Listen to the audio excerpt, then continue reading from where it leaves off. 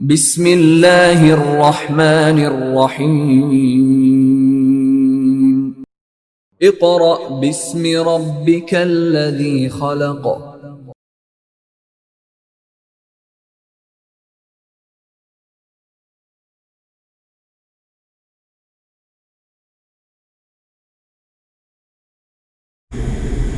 Bismillahirrahmanirrahim. Dear parents and students, Assalamu alaikum. In the previous lecture, we have completed the derivation of tension and acceleration of the two bodies moving vertically downward. And in the next article, we have completed the derivation of tension and acceleration of two bodies in which one body is moving vertically downward and the other body is moving horizontally over a smooth horizontal surface. Those two were the very important articles regarding the exam point of view. So today our topic of discussion is force and momentum. As we have studied what is momentum in the initial lectures of this chapter. As I told you earlier that we are going to study the relationship between force and momentum in this chapter. So today we are going to study the relationship between force and momentum. So the article name is force and momentum. जो paper में आपके पास question आता है वो इस तरह से आता है, लॉन्ग क्वेश्चन में भी आता है और शॉर्ट क्वेश्चन में भी आपके पास आता है. क्वेश्चन क्या आता है? क्वेश्चन अगर आप लिखना चाहें तो लिख सकते हैं define force in terms of momentum. One definition of force is that we have studied the definition of force in the initial lectures of this chapter. The other definition of force, which is basically the force in terms of momentum, कि हम force को define करें momentum की terms में, momentum की definition के हिसाब से. So force and momentum, these both have a relationship. So the question is define force in terms of momentum. Question किस तरह से आता है? Define force in terms of momentum. उसके लिए as I told you earlier that when we are going to start a derivation in physics, we have to suppose some parameters or some physical quantities like mass, velocity, force, acceleration. हम क्या करते हैं? हम एक body को consider करते हैं, we consider a body. उसके बाद हम उसके मास को डिफाइन करते हैं, उसकी वेलोसिटी को डिफाइन करते हैं, उसकी फोर्स को डिफाइन करते हैं एंड देन उसकी एक्सेलरेशन को डिफाइन करते हैं. सो हम यहाँ भी बिल्कुल सेम प्रोसीजर अप्लाई करेंगे. फर्स्ट हम क्या कर रहे हैं? हम एक बॉडी को कंसीडर कर रहे हैं. First we consider a body which have mass m. Consider a body of mass m. किसका मास क्या है? m. जैसे कि हमने प्रीवियस आर्टिकल में भी दो बॉडीज को लिया था, a और b. The mass of body a was m1 and the mass of body b was m2. So in this case we have a single body whose mass is m, small m. So consider a body of mass m moving with initial velocity vi. So the body is not at rest. The body is moving with an velocity which is the initial velocity of the body, which is represented by vi.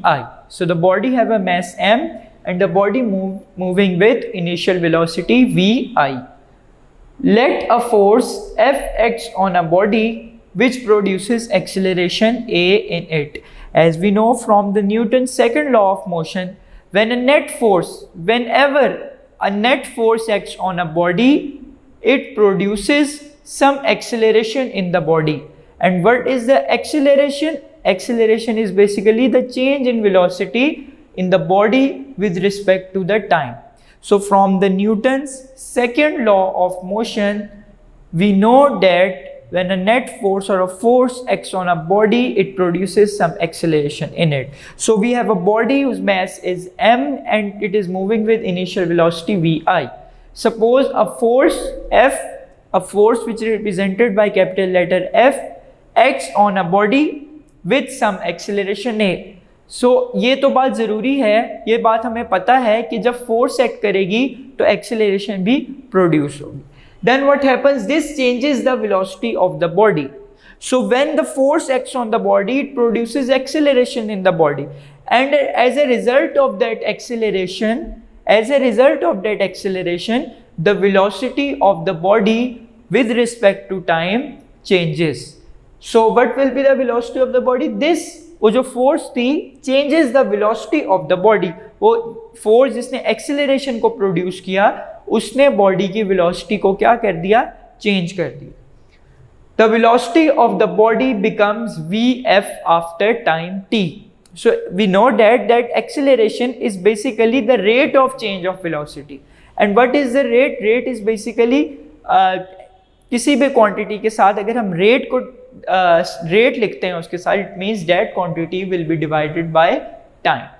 So after some time t, time is represented by small letter t. After some time t, when a force acts on a body, it produces some acceleration in it. Its velocity becomes Vf, which is basically the final velocity of the body. So again इसको देखते हैं दोबारा से कि हमारे पास एक body है जिसका mass m है और वो इनिशियली मूव कर रही है with an initial velocity vi. Suppose you are moving or a car is moving.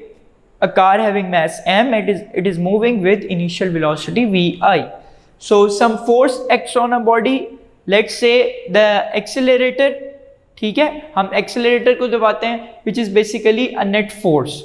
So a force acts on a body which produces acceleration in it. This changes the velocity of the body. So if the car is moving with let's say 40 km/h and we applied the accelerator, and the velocity of the body after some time, let's suppose after 10 seconds, the velocity of the body becomes 60 km/h. So that velocity will be Vf after some time t, which is, I suppose that time is 10 seconds. ठीक है, आपको समझाने के लिए मैंने एक car की example दी. ठीक है, कोई भी बॉडी हो सकती है हमारे पास. सो बॉडी का मास m है, इनिशियल वेलोसिटी vi से मूव कर रही है, उस पर एक फोर्स अप्लाई हुई f, एक्सेलरेशन उसने a प्रोड्यूस की, जिसकी वजह से उसकी वेलोसिटी क्या हो गई vi से vf after some time t. So we are dealing with the momentum. So we have to define the momentum of that body which is moving with initial velocity vi, and the final velocity becomes vf after time t. So according to the definition of momentum, what is the formula of momentum? Momentum p is equal to mass into velocity of the body. Greater is the mass, greater is the velocity, greater will be the momentum of the body. So if pf and pi, अगर तो pf और pi क्या है हमारे पास, are the final and initial momentum of the body related to final and initial velocities then. So momentum, basically we have two momentums here. One is pf, which is the final momentum of the body. Final momentum of the body because throughout the system or throughout the time interval, the mass of the body does not change. The main thing or the thing which is changing with time is the velocity of the body. So that velocity is changing because some net force acts on a body which produces some acceleration in the body. So as the result of that acceleration, the velocity of the body changes. So if pf and pi क्या है, are the final and initial momentum of the body related to final and initial velocities. Relate क्यों किया इनको? इसलिए relate किया है कि अब momentum को, जो body का momentum है, उसको one thing is controlling the momentum of the body is the velocity of the body, because mass of the body is constant. Mass of the body does not change with time.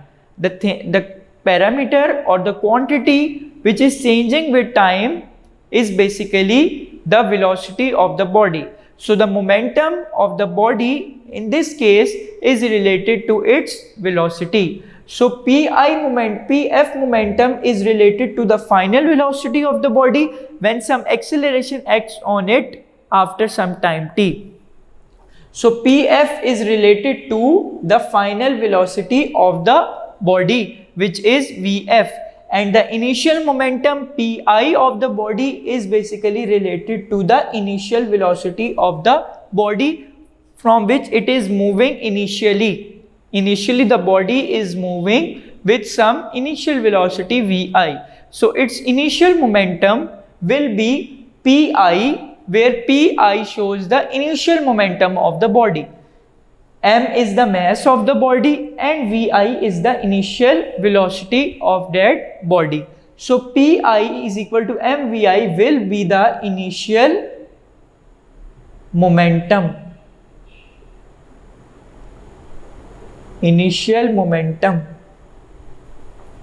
And same is the case with PF is equal to mVF. PF is the final momentum and VF is the final velocity. So this equation shows the final momentum.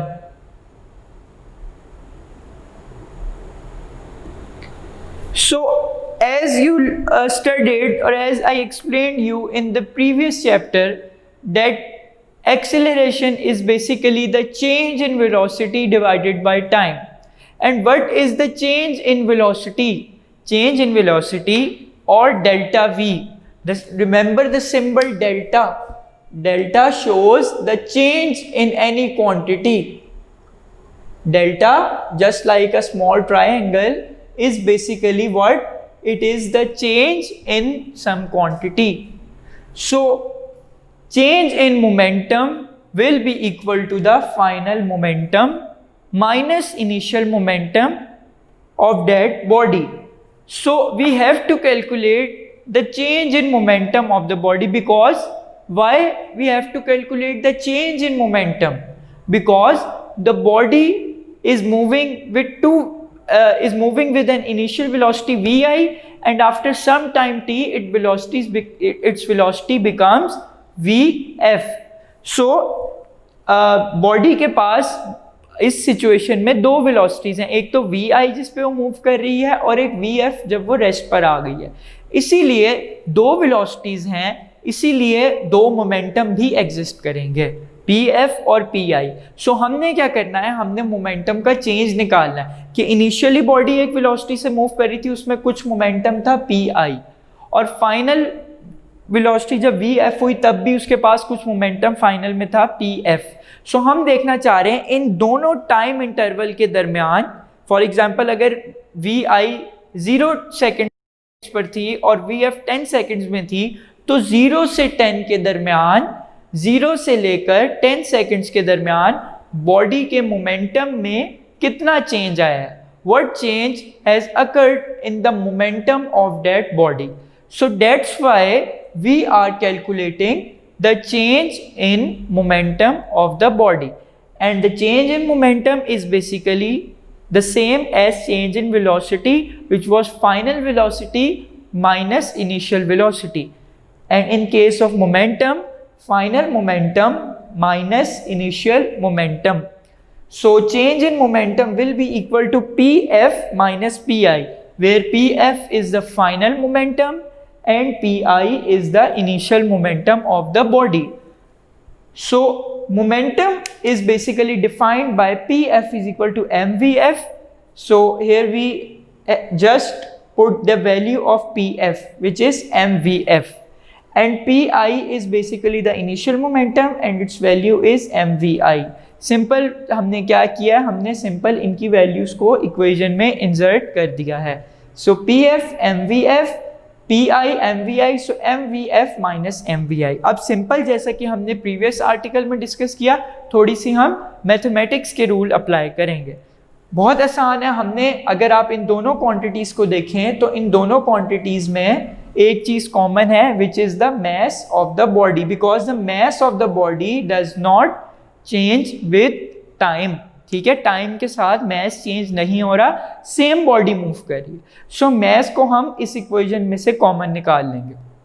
सो मास जब common आएगा तो अंदर क्या रह जाएगा, Vf minus Vi.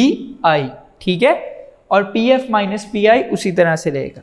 Next देखते हैं, next हमने क्या किया, हमने अब कैलकुलेट करना है rate of change of momentum. हमें एक कंसर्न होता है कि मोमेंटम टाइम के साथ कितना चेंज हो रहा है, जस्ट लाइक वेलोसिटी टाइम के साथ किस तरह चेंज हो रही है, जिसे हम कहते हैं acceleration, which is the rate of change of velocity, कि वेलोसिटी किस रेट के हिसाब से, रेट का मतलब टाइम के हिसाब से किस तरह से चेंज हो रही है। इसी तरह हम यहाँ पर same is the case here, we will calculate the rate of change of momentum. We have calculated what is the change in momentum, final momentum minus initial momentum, but we have concerned with the time, how it changes, how the momentum of a body changes with time, because time is a very important parameter in the calculation of momentum. So now we will calculate the rate of change of momentum. So the rate of change in momentum is given by, as you know that if अगर तो हम क्या करें, अगर हम rate का word use कर लें तो क्वांटिटी को किससे डिवाइड हो जाती है, टाइम से डिवाइड हो जाती है। सो अगर मैं रेट निकालूंगा तो रेट के लिए मुझे क्या करना पड़ेगा, दोनों इक्वेशंस पर टाइम से डिवाइड करना पड़ेगा, ठीक है। सो मैंने यही किया यहाँ पर, because I am calculating the rate, so I will divide the whole equation by time t.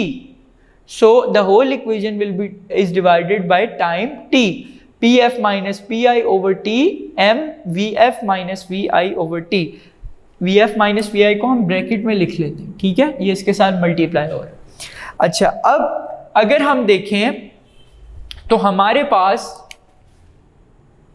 ये जो बन रहा है Vf minus Vi over T, या इसको मैं इस तरह भी लिख सकता हूं डेल्टा V ओवर T, या डेल्टा T भी कह सकते हैं अगर टाइम इंटरवल हम किसी टाइम इंटरवल के अराउंड ले रहे हैं। सो ये क्या है, Vf माइनस Vi क्या है, Vf minus Vi is basically what it is the change in velocity, change in velocity, और ये किसके साथ डिवाइड हो रही है, टाइम के साथ। And when the change in velocity is divided by time, it becomes what, it becomes acceleration, because acceleration is the rate of change of velocity. So the velocity change in velocity is divided by time, so it will become acceleration A, as A is equal to Vf minus Vi over T. इसका मतलब है हम यहाँ पर Vf minus Vi over T की जगह क्या insert कर सकते हैं, हम acceleration A को इंसर्ट कर सकते हैं। So हम यहाँ क्या पुट कर देंगे, A पुट कर देंगे Vf minus Vi over T की जगह। So Pf minus Pi divided by T, ये ऐसे ही रहेगी left hand side, is equal to m, और इसकी जगह क्या आ जाएगा, A आ जाएगा, ठीक है, acceleration A। Now according to Newton second law of motion, we know that net force और F is equal to the mass multiply by the acceleration of the body. So according to Newton second law of motion, F is equal to ma, ठीक है। सो हम क्या करेंगे, यहाँ ma आ रहा है हमारे पास, ma की बजाय हम यहाँ पर क्या इंसर्ट कर देंगे, हम यहाँ पर इंसर्ट कर देंगे f, जिस तरह हमने एक्सेलरेशन को यहाँ पर इंसर्ट किया था। इसी तरह हम f को यहाँ पर, f की वैल्यू, ma की वैल्यू जो कि f है, उसको हम क्या करेंगे, हम यहाँ पर पुट कर देंगे। So now the final equation will become Pf minus Pi over T is equal to f। Pf minus Pi over T is equal to F। अब ये अगर आप देखें तो हमारे आर्टिकल का नाम था फोर्स एंड मोमेंटम। क्या नाम था आर्टिकल का, फोर्स एंड मोमेंटम। हमने फोर्स और मोमेंटम में रिलेशन को डिस्क्राइब करना था, ठीक है। सो अब हमारे पास जो फाइनल इक्वेशन आई है, इसको अगर आप एनालाइज करें, इसे गौर से देखें, तो आपको ये चीज़ पता चलेगी कि यहाँ पर हमने अपना रिक्वायर्ड जो रिजल्ट है वो निकाल लिया है। हमने फोर्स और मोमेंटम के, ये फोर्स है और ये आ रहा है चेंज इन मोमेंटम, इसके दरमियान हमने क्या कर लिया है, हमने इनके दरमियान रिलेशन को निकाल लिया, ठीक है। अब इस रिलेशन को डिफाइन किस तरह करना है, जो कि मैंने आपको क्वेश्चन लिखवाया था, define force in terms of momentum. अब देखें वो बुक पे क्या कहता है, पिंक बॉक्स पे देखें page number 68, when a force acts on a body it produces an acceleration in the body. ये पहला पार्ट तो आपको समझ आ जाना चाहिए, ये सेकंड लॉ ऑफ मोशन ही है कि जब फोर्स एक्ट करती है किसी बॉडी पर तब उसमें क्या प्रोड्यूस होता है, acceleration, and will be equal to the rate of change of momentum of the body. और वो किसके इक्वल होता है, rate of change of momentum. मतलब जो फोर्स अप्लाई होती है किसी भी बॉडी में जिससे एक्सेलरेशन प्रोड्यूस होता है उस बॉडी में, वो बेसिकली इक्वल होती है उसके rate of change of momentum के। अगर आप देखें P F minus P I over T, ये क्या है, ये है rate of change of momentum. किस तरह, ये है पी एफ माइनस पी आई, ये है चेंज इन मोमेंटम, और जब इसको टाइम से डिवाइड कर दिया तो ये बन गया rate of change of momentum. अब जो हम किसी भी बॉडी पर फोर्स अप्लाई करते हैं या अप्लाइड फोर्स जो उस बॉडी पर होती है वो बेसिकली इक्वल होती है उसके rate of change of momentum पर। किसके इक्वल होती है, उसके rate of change of momentum पर। किस तरह के, गाड़ी की ही एग्जांपल लेते हैं कि कार जो थी वो मूव कर रही थी, कार का फॉर एग्जांपल हम मैस लेते हैं 10 किलोग्राम्स। कितना मैस है, 10 किलोग्राम, और वो इनिशियल वेलोसिटी 10 मीटर पर सेकंड से मूव कर रही है। ठीक है, कार का मैस कितना है, 10 किलोग्राम्स, और इनिशियल वेलोसिटी है उसकी 10। ठीक है, ये आ गया उसका मैस और ये आ गई उसकी इनिशियल वेलोसिटी, तो मोमेंटम उसका कितना हो जाएगा, 100 ns। Remember the unit of momentum, Newton second. ठीक है, अब क्या हुआ, कुछ देर के बाद हमने एक्सेलरेटर को दबाया या हमने एक नेट फोर्स अप्लाई की, ठीक है, जिससे उसमें कार में एक्सेलरेशन प्रोड्यूस हुई, और उस एक्सेलरेशन के नतीजे में वेलोसिटी चेंज हुई, तो वेलोसिटी चेंज होने की वजह से एक्सेलरेशन प्रोड्यूस हुई। Suppose the velocity of the body becomes 20 metre per second, ठीक है, आफ्टर सम टाइम t।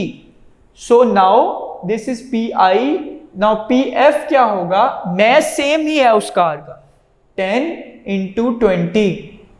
ठीक है, अब ये कितना बन जाएगा आपके पास, 200 ns। ठीक है, और इनके दरम्यान हम टाइम इंटरवल लेते हैं 10 सेकेंड्स। कितना लेते हैं, 10 सेकेंड्स। ठीक है, अब जो फोर्स अप्लाई हुई है बॉडी पर, अगर आपसे पूछा जाए कि ये सिचुएशन है आपके पास, आप बताएं बॉडी पर कितनी फोर्स एक्ट की है, तो हम बताएंगे कि बॉडी के मोमेंटम में टाइम के साथ कितना चेंज आया। इनिशियली उसका मोमेंटम था 100 न्यूटन सेकेंड, और जब उस पर फोर्स अप्लाई की जिससे उस पर एक्सेलरेशन प्रोड्यूस हुई, उससे उसका मोमेंटम टाइम के साथ क्या हो गया, चेंज हो गया, and the momentum becomes 200 Newton पर सेकेंड। अगर अब हम अप्लाइड फोर्स निकालें, या अप्लाइड फोर्स को जो वो कह रहा है कि वो जो फोर्स है वो किसके इक्वल है, rate of change of momentum of the body.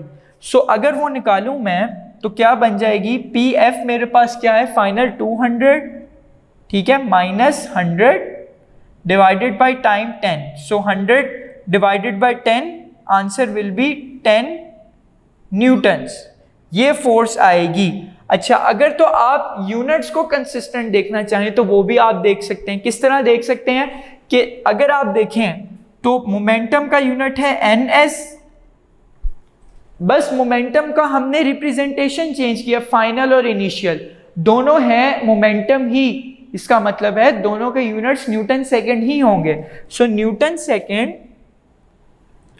Minus Newton second, नीचे क्या है, टाइम t, नीचे आपके पास क्या है, टाइम t, और टाइम t का यूनिट क्या होता है आपके पास, सेकेंड्स।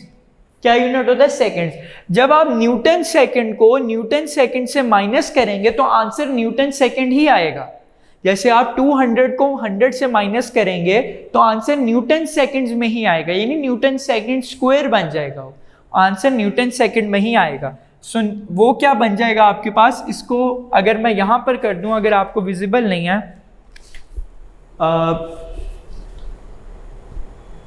इसको यहां पर कर लेते हैं कि F is equal to P F minus P I over T, Newton second minus Newton second divided by second, which is Newton second minus Newton second, answer क्या आएगा न्यूटन सेकेंड, और सेकेंड से डिवाइड तो second second से क्या हो जाएगा cancel out हो जाएगा, ठीक है। Newton second minus Newton second, answer will be Newton second. और नीचे क्या है टाइम है, टाइम का यूनिट क्या होता है सेकेंड, तो सेकेंड सेकेंड से क्या हो जाएगा कैंसल आउट। अब आप देख सकते हैं फाइनल यूनिट जो आ रहा है वो क्या आ रहा है न्यूटन। सो हमने फिजिकली भी ये चीज प्रूव कर दी कि अगर हम किसी बॉडी पर फोर्स अप्लाई करते हैं तो वो उसके rate of change of momentum के इक्वल होती है, और हमने मैथमेटिकली भी ये चीज प्रूव कर दी विद द यूनिट्स, ठीक है। अब ये चीज डेली लाइफ में कहाँ अप्लाई होती है, ये बहुत जगह डेली लाइफ में अप्लाई होती है, ठीक है। कैसे कि आप अगर देखें जो आपके पास आप कार में सफ़र कर रहे होते हैं, ठीक है, कार में बेसिकली आपको क्या कहा जाता है कि आप सीट बेल्ट लगाएं, ठीक है। कार में क्या कहा जाता है कि सीट बेल्ट आप लगाएं। सीट बेल्ट लगाने को क्यों कहते हैं, और उसके अलावा आपने सुना होगा एयर बैग्स के मुतालिक भी, ठीक है, जो आपके बिल्कुल जो आपका डैशबोर्ड होता है आगे, अगर आप फ्रंट पे बैठे हुए गाड़ी के, एक तो ड्राइविंग सीट है, ड्राइविंग सीट पे भी स्टीयरिंग के पास लगा होता है, और एक साथ जो उसके साथ सीट होती है उसके सामने भी एक एयर बैग का आपने नाम सुना होगा, एयर बैग लगा होता है। अब वो क्यों लगा होता है, अगर आप इस इक्वेशन को एनालाइज करें तो इस इक्वेशन में जो आपका टाइम है, टाइम टी, और ये जो फोर्स है, इसमें इनवर्स रिलेशन बन रहा है। क्या रिलेशन बन रहा है, इनवर्स रिलेशन बन रहा है कि अगर तो फोर्स ज्यादा तो इसका मतलब टाइम कम, ठीक है। इनवर्स रिलेशन मैंने आपको बताया था ना कि इनवर्स रिलेशन में क्या होता है कि अगर एक क्वांटिटी इंक्रीज हो तो दूसरी क्या होती है डिक्रीज होती है, ठीक है। सो यहां भी यही चीज हो रही है आपके पास कि टी जो है वो डिनोमिनेटर में आ रहा है और एफ जो है यहाँ वो न्यूमिनेटर में है, दोनों में इनवर्स रिलेशन है, ठीक है। जैसे आपने वहाँ पर उसमें पढ़ा था F is equal to M A में, ठीक है। एक्सेलरेशन में पढ़ा था acceleration is directly proportional to force and acceleration is inversely proportional to M. Acceleration आ रहा था न्यूमिनेटर में और एम आ रहा था डिनोमिनेटर में। इसी तरह यहाँ फोर्स और टाइम के दरमियान इनवर्स रिलेशन बन रहा है। अब अगर गाड़ी की एग्जांपल लें तो गाड़ी में सीट बेल्ट्स लगाने को और वो जो आगे आपके पास एयर बैग लगे होते हैं उनको लगाने का मकसद ये होता है कि खुदा ना खास्ता अगर कोई एक्सीडेंट पेश आता है, ठीक है, या किसी गाड़ी के साथ दूसरी गाड़ी के साथ टकराती है गाड़ी जाकर, तो इम्पैक्ट जो उनका इम्पैक्ट का मतलब है जो आपस में वो टकराएंगी, कोलाइड करेंगी, वो कोलिजन जब होगी उनकी तो इम्पैक्ट टाइम बहुत ही थोड़ा होगा, ठीक है। आप वैसे भी खुदा ना खास्ता अगर आपने कभी एक्सीडेंट देखा हो तो बहुत तेजी के साथ आकर जब वो कोलाइड करती हैं आपस में तो आपको पता ही नहीं चलता, इतना कम टाइम गुजरता है।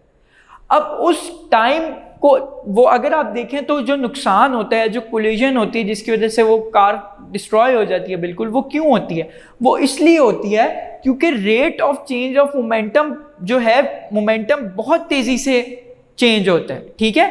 टाइम आपका इतना कम होता है उनकी कोलिजन के दरमियान, जब वो आकर कोलाइड करती हैं तो वो टाइम इंटरवल कोलिजन का इतना कम होता है, टाइम इतना कम होता है कि वो जो कोलिजन से फोर्स होती है वो बहुत ज़्यादा हो जाती है।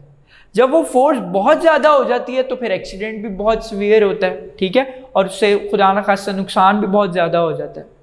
सो हम क्या करते हैं, सीट बेल्ट्स को या एयर बैग्स को लगाने का, पहले हम सीट बेल्ट पर आते हैं। सीट बेल्ट क्या करती है, जब आप सीट बेल्ट लगाते हैं तो वो जैसे ही खुदा न खास्ता अगर ब्रेक लगती है या एक्सीडेंट पेश आता है तो सीट बेल्ट क्या करती है, कुछ इंस्टेंट के लिए आपको जब आप आगे मूव करने लगते हैं तो रोक लेती है, इम्पैक्ट टाइम को बढ़ा देती है, ठीक है। जो आपका खुदा न खास्ता सर आपका जाकर आगे डैशबोर्ड पर लगना है, वो क्या करती है, सीट बेल्ट आपको थोड़ी देर के लिए वहां बल्कि ऑलमोस्ट रोक ही लेती है। अगर तो बहुत तेजी से के साथ कोलाइड करे फिर मुश्किल हो जाएगा, लेकिन फिर भी वो काफी हद तक सीट बेल्ट का क्या काम होता है, वो रोक लेती है।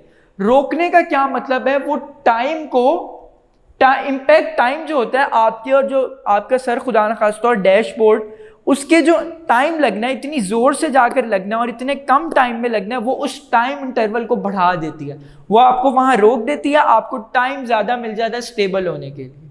जब आपको टाइम ज्यादा मिल जाता है, जब आपका उसमें टाइम ज़्यादा हो जाता है तो ऑटोमेटिकली वो जो इम्पैक्ट फोर्स जाकर लगनी है खुदा ना खास्ता, वो जो है वो कम हो जाती है, क्योंकि टाइम इंटरवल टाइम मिल जाता है आपको। ठीक है, वो सीट बेल्ट क्या करती है, वो टाइम दे देती है आपको कि वो आप आगे और ना मूव करें, इतनी देर में आप क्या हो जाएं, स्टेबल हो जाएं। इसी तरह आपने देखा होगा डिफरेंट मूवीज़ में क्या होता है, जब एक्सीडेंट होते हैं या ड्रामाज में या मूवीज़ में आपने देखा होगा, तो जब एक्सीडेंट होता है तो एकदम फॉर एग्जांपल अगर कैमरा इस तरफ है जो कि गाड़ी चला रहे हैं और जो साथ बैठा हुआ है, तो एकदम आपको क्या लगता है, जब एक्सीडेंट होता है तो वो वाइट कलर से एक चीज़ बाहर आती है सामने से। ठीक है, डैशबोर्ड के ऊपर से जैसी कोलाइड होती है गाड़ी, आपने रेसिंग की अगर मूवीज़ देखी हो तो उसमें क्या होता है, जब वो कोलाइड करती है तो सामने से एक वाइट कलर का बैग बाहर आता है। बेसिकली उस बैग को हम कहते हैं एयर बैग। ठीक है, आप देख भी सकते हैं, आप यूट्यूब पे वैसे या गूगल पे सर्च करें एयर बैग या कोई वीडियो देखें उससे रिलेटेड, तो आपको नजर आएगा कि जैसी कोलिजन होने लगती है वो एयर बैग सामने आ जाता है बिल्कुल उस पैसेंजर। वो क्या, वो उसका भी यही सेम काम होता है कि वो जैसे ही सामने आता है वो एक सेफ्टी एरिया बना देता है। ठीक है, वो भी जो इम्पैक्ट टाइम होता है उसको बहुत ज़्यादा कर देता है, जिससे फोर्स बहुत कम हो जाती है। ठीक है, उसके अलावा उसने यहाँ पर फॉर योर इंफॉर्मेशन में क्रैम्पलिंग जोन्स का बताया है। ठीक है, अगर आपने कार का स्ट्रक्चर देखा हो तो कार का जो आगे वाला बिल्कुल स्ट्रक्चर होता है, ठीक है, जहाँ बोनेट वगैरह होता है, वो उसकी अगर आप शेप देखें तो वो कुछ इस तरह से होती है। ठीक है, थोड़ी कर्व लाइक शेप होती है। इसको मैं इस तरह देखें अगर आप, ठीक है, तो वो इस तरह कर्व लाइक शेप होती है आपके पास।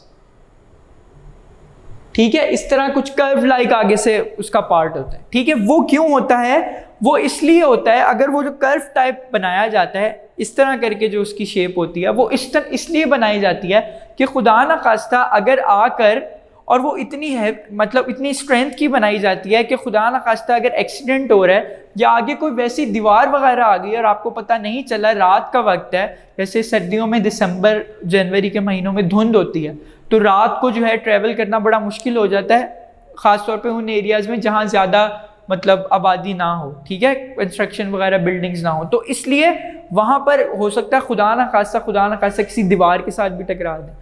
तो होता क्या है, वो जो आगे कर्व शेप बनी होती है कार की, वो क्या हो जाती है, वो जैसे ही जाकर टकराती है उसके साथ, दीवार के साथ, वो कॉम्प्रेस हो जाती है। ठीक है, वो जो इस तरह करके आपके पास कर्व शेप बनी होती है, जो इस तरह आपके पास कर्व शेप बनी होती है, अब जैसे ही उस पर अप्लाइड या फोर्स अप्लाई होती है, वो क्या हो जाती है, वो अगर मैं इसको इस तरह ड्रॉ करूं तो वो कॉम्प्रेस हो जाती है। ठीक है, वो जो आगे क्रैम्पलिंग जोन जिसे हम कहते हैं, वो कॉम्प्रेस हो जाती है। अब उसका भी क्या मकसद होता है, वो ज्यादा से ज्यादा इम्पैक्ट फोर्स को जो कि कोलिजन से प्रोड्यूस हुई है किसी के साथ लगने से, वो उसको एब्जॉर्ब कर लेती है अपने अंदर। सेकेंडली, इम्पैक्ट टाइम बहुत बढ़ा देती है, और ज़्यादा से ज़्यादा वो जो आगे वाला एरिया होता है वो कंप्रेस होकर मैक्सिमम फोर्स अपने अंदर क्या कर लेता है, एब्जॉर्ब कर लेता है, और जिसकी वजह से क्या होता है, बहुत कम फोर्स जो गाड़ी के अंदर लोग बैठे होते हैं उनका पास ट्रांसफ़र होती है और एक्सीडेंट से वो बच जाते हैं या उनका नुकसान बहुत कम होता है। ठीक है, सो ये सीट बेल्ट्स, एयर बैग्स और ये क्रैम्पिंग जोन्स का ये बेसिकली काम होता है कि वो इम्पैक्ट फोर्स को कम से कम आगे ट्रांसफ़र होने देते हैं। ठीक है, इसके अलावा अगर आप क्रिकेट की एग्जांपल लें, ठीक है, तो क्रिकेट में भी आपके पास यही होता है कि आपने कभी देखा होगा कि जो बैट्समैन होता है, ठीक है, वो क्या करता है, वो बैट जो है अपना, जब बॉलर आ रहा होता है तो बैट पीछे से लाता है अपना। ठीक है, आपने कभी इस तरह नहीं देखा होगा, जब वो स्टांस पे होते हैं जब बॉल आ रही तो वो पीछे से अपना बैट लाते हैं। पीछे से अपना बैट वो इसलिए लाते हैं क्योंकि उनको इम्पैक्ट जो टाइम है वो ज़्यादा मिल जाता है। ठीक है, वो उस हिसाब से फिर जैसे ही बॉल आती है वो उस हिसाब से अपने आप को एडजस्ट करते हैं। ठीक है, टाइम उनको ज़्यादा, या आपने देखा होगा जो लास्ट के ओवर्स चल रहे होते हैं, ठीक है, 40 से 50, उनमें बैट्समैन थोड़ा सा पीछे की तरफ मूव कर जाता है। ठीक है, उसकी और भी रीजंस है कि उसकी रीच बढ़ जाती है बॉल की तरफ। ठीक है, और वो यॉर्कर लेंथ जो होती है उसको ख़त्म करने की कोशिश करता है। ठीक है, यॉर्कर लेंथ को, क्योंकि जितना वो पीछे मूव करेगा, यॉर्कर लेंथ जो होगी उसकी, जो कि उसके बिल्कुल टॉप है, वो उसकी ऑलमोस्ट गुड लेंथ बन जाएगी। वहाँ भी यही होता है कि वो मैक्सिमम टाइम अपने आप को दे रहा होता है कि उसकी रीच बढ़ जाए और वो फिर आराम से मतलब छक्के या चौके वगैरह मार सके। ठीक है, सो यहाँ पर एक फर्स्ट यूजफुल इंफॉर्मेशन देखते हैं 68 पेज पे, फ्रेजाइल ऑब्जेक्ट्स। फ्रेजाइल ऑब्जेक्ट्स कहते हैं डेलिकेट नाजुक ऑब्जेक्ट्स को, जैसे ये शीशे के बर्तन वगैरह होते हैं या डेकोरेशन पीसेस होते हैं। Such as glass wares, wares कहते हैं बर्तनों को, etcetera are packed with suitable materials such as Styrofoam rings. ठीक है, ये स्टायरोफोम रिंग्स जो होते हैं आपके पास, ये बेसिकली पॉलीस्टाइरीन एक मटेरियल है, ठीक है, उसके बने होते हैं। ठीक है, जैसे आपने देखा होगा वाइट कलर के डब्बे वगैरह भी होते हैं, ठीक है, जिनमें चीज़ें भेजते हैं। अभी कुर्बानी गुजरी है तो उसमें गोश्त वगैरह भी कुछ लोग भेजते हैं, वाइट कलर का डब्बा होता है। सो वो जिस मटेरियल के बने होते हैं उसे पॉलीस्टाइरीन कहते हैं, polystyrene. So styrofoam rings, balls, polythene sheets with air sacs etcetera. अब किया क्या जाता है, आपने भी ऑब्जर्वेशन देखी होगी आपने कि कभी डेकोरेशन पीस अगर कोई आता है या बर्तन आते हैं कोई शीशे के, ठीक है, किसी कार्टन में, तो आपने जब कार्टन को खोला होगा तो उसके अंदर अखबार रखे होते हैं, ठीक है, उन्हें अखबारों के अंदर पैक किया होता है, न्यूज़पेपर्स के अंदर। वो क्यों किया जाता है? वो इसीलिए किया जाता है क्योंकि आपको पता है शीशे के अंदर बर्तन है तो वो आपस में अगर कोलाइड करेंगे तो टूटने का चांस ज़्यादा है, या ग्लास वगैरह या कोई भी डेकोरेशन पीस है, तो उनके अंदर जो है उनको इस तरह अखबार के साथ इसलिए पैक किया जाता है कि जैसे ही उनको हम अखबार में पैक कर लेते हैं तो उनके अंदर कुछ एयर पॉकेट्स या एयर स्पेसेस बन जाती हैं। ठीक है, क्या बन जाती हैं? एयर पॉकेट्स या एयर स्पेसेस बन जाती हैं अंदर, जब हम उसे अखबार के अंदर पैक कर देते हैं बर्तन को। तो होता क्या है, फॉर एग्जाम्पल अगर तो कोई वो ट्रांसपोर्ट हो रही है किसी ट्रक या गाड़ी वगैरह में, तो अगर कोई जर्क झटका या कोई खड्डा वगैरह आता है जिसमें से गाड़ी गुजरती है और एकदम से जर्क प्रोड्यूस होता है, तो होता क्या है, वो जो जर्क होता है वो सारा वो एयर स्पेसेस या वो जो न्यूज़पेपर ऊपर लगाया होता है मैक्सिमम फोर्स क्या कर लेती हैं, वो एब्जॉर्ब कर लेती हैं। मैक्सिमम जो चेंज इन मोमेंटम होता है उसको वो एब्जॉर्ब कर लेती हैं। वही बात कि इम्पैक्ट टाइम जो जाकर सीधा शीशे के बर्तन में लगना है और टूटना है उसने, वो उस टाइम को बढ़ा देती हैं, जिसकी वजह से वो फोर्स को एब्जॉर्ब कर लेती हैं अखबार या जो एयर स्पेसेस होती हैं, और जो आपका मटेरियल होता है उसे नुकसान नहीं पहुंचता। सो air enclose in the cavities, cavities कहते हैं स्पेसेस को, कि वो जो अगर आप अखबार देखें वो बर्तन के साथ जो होता है, अगर उसके बीच में थोड़ी थोड़ी स्पेस हुई होती है, उस स्पेस में एयर फिल होती है बेसिकली, जिसे एयर पॉकेट्स भी कहते हैं। सो ड्यूरिंग एनी मिसहैप, मतलब कोई अगर आ जाता है, मिसहैप हो जाता है, they increase the impact time on fragile objects, कि वो इम्पैक्ट टाइम को बढ़ा देते हैं। And increase in impact time lowers का मतलब कम करना, the rate of change of momentum, कि वो जो rate of change of momentum जो कि अप्लाइड फोर्स के इक्वल है, इम्पैक्ट टाइम के बढ़ने से वो कम हो जाता है। ठीक है, एंड हेंस लेसन्स, लेसन्स का मतलब होता है कम करना, ये LESSENS है, इसका मतलब होता है कम हो जाना। अगर O आ जाए तो उसका मतलब सबक होता है आपके पास। The impact of force, this lowers the possible damage due to an accident. उसके बाद कार वाली जो मैंने आपको पहली एग्जाम्पल दे दी, in an accident at high speed, मतलब कोई भी अगर आपके पास एक्सीडेंट होता है बहुत ज़्यादा तेज स्पीड में, the impact force is very large due to extremely short stopping time. अब क्योंकि बहुत तेज़ी से मूव करें, वेलोसिटी ज़्यादा है, तो ऑटोमेटिकली मोमेंटम भी ज़्यादा होगा। सो वो कह रहा है कि होता क्या है कि वो बहुत शॉर्ट, जिस तरह मैंने आपको बताया टाइम इंटरवल बहुत शॉर्ट होता है, इसकी वजह से बहुत सीवियर एक्सीडेंट होता है आपके पास। For safety purposes, vehicles have rigid cages for passengers with crumple zones at their front and rear ends. ठीक है, वही मैंने आपको बताया। अब देखें ये जो एक्सीडेंट हुआ है इसमें दिखाया है, तो वो जो आगे वाला पार्ट है वो कॉम्प्रेस हो रहा है और पीछे वाले जो पैसेंजर बैठे हैं उन्हें बहुत कम नुकसान हो रहा है, क्योंकि वही सारी फोर्स को उसने एब्जॉर्ब कर ली। सो ये फायदा होता है क्रम्पल जोन्स का। During an accident crumple zones collapse, मतलब सबसे पहले कोलैप्स, तबाह हो जाना, पहले वो डिस्ट्रॉय होते हैं। This increases the impact time by providing extra time for crumpling. The impact of force is highly reduced and save the passenger from severe injuries. के impact of force को बहुत कम कर दिया जाता है, क्योंकि सारी वो जो force है वो क्रम्पलिंग जोन अपने अंदर एब्जॉर्ब कर लेती है, जिसकी वजह से जो इंजरीज होती हैं वो कम से कम होती हैं। सो आई होप सो कि आपको ये आर्टिकल अच्छी तरह से समझ आया होगा। अब हम मूव करते हैं अपने नेक्स्ट आर्टिकल की तरफ, which is law of conservation of momentum. Law of conservation of momentum. Before we start law of conservation of momentum, we should know that what is a system and what is an isolated system. So first start with a system. What is a system? System को अगर मैं बहुत easy words में describe करूं तो इस वक्त अगर मैं यहाँ पर इस कमरे में खड़ा हुआ हूँ, ठीक है, तो आप फॉर एग्जांपल मेरी बॉडी को इस पूरे सिस्टम के अराउंड क्या कर रहे हैं, स्टडी कर रहे हैं। सिस्टम एक ऐसी आपके पास रीजन होता है, ठीक है, जिसको आप कुछ बाउंड्रीज से डिफाइन करते हैं, ठीक है। फॉर एग्जांपल अगर मैं यहाँ इस कमरे में खड़ा हुआ हूँ तो इसकी जो दीवारें हैं, ठीक है, वो इस सिस्टम की क्या है, बाउंड्रीज हैं।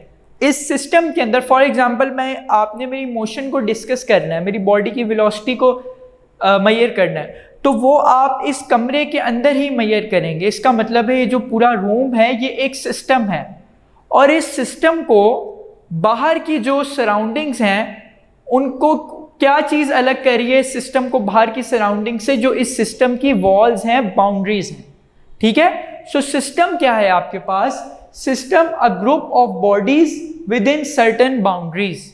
कि बॉडी अगर है, ग्रुप ऑफ बॉडीज भी हो सकती हैं, एक से ज़्यादा बॉडी को भी आप स्टडी कर सकते हैं विद इन सर्टन बाउंड्रीज, के कुछ बाउंड्रीज, कुछ लिमिट्स के अराउंड आप क्या करें, अगर किसी बॉडी के मोशन को डिस्कस करें तो वो किस में आ जाता है, वो आ जाता है आपके पास सिस्टम में, ठीक है। सो सिस्टम क्या है, a group of bodies within certain boundaries. Next है हमारे पास isolated system. Isolated system, isolated का मतलब क्या होता है, आइसोलेटेड कहते हैं ना यार तुम आजकल बहुत आइसोलेटेड हो, आइसोलेटेड का मतलब है तन्हा, अकेला। सो आइसोलेटेड सिस्टम, फिजिक्स में हम उस सिस्टम को डिफाइन करते हैं। सो सिस्टम में क्या होता है, बॉडी होती है। सो ऐसा सिस्टम जिसमें बॉडी में कोई एक्सटर्नल फोर्स ना एक्ट करे, कोई बाहर से कोई फोर्स एक्ट ना करे। फॉर एग्जाम्पल हमने Newton third law of motion में एक एग्जाम्पल को डिस्कस किया था, a book lying on a table, ठीक है। वो टेबल पर पड़ी हुई थी और रेस्ट पर थी। अब रेस्ट पर क्यों थी, क्योंकि उस पर नेट फोर्स जीरो थी। किस तरह, एक थी downward force which is the weight and the upward reaction force which is exerted by the table on the book. So वो दोनों फोर्सेस जो थी वो डायरेक्शन में ऑपोजिट थी, ठीक है, और मैग्नीट्यूड में सेम थी, इसलिए जो आपके पास बुक थी वो रेस्ट पर थी।